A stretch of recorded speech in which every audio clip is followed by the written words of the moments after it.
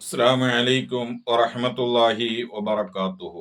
പ്രിയമുള്ള മോമിനാത്തുകളെ, ബറാഅത്ത് രാവിൽ ഓതേണ്ടതും ചെല്ലേണ്ടതുമായ ചില കാര്യങ്ങളാണ് ഞാൻ ഇന്ന് നിങ്ങളോട് പങ്കുവെക്കുന്നത്.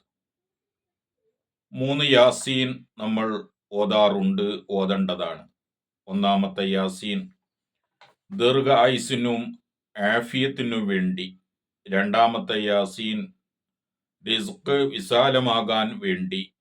മൂന്നാമത്തെ യാസീൻ അന്ത്യം അഥവാ നമ്മുടെ അവസാനം നന്നാകണം, അതിന് വേണ്ടിയിട്ടാണ് 3 യാസീൻ ഓതുന്നത്.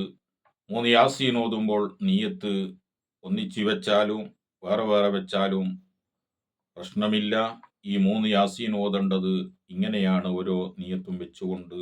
അല്ലാഹു സുബ്ഹാനഹു വ തആല അതിന് തൗഫീക്ക് നൽകട്ടെ.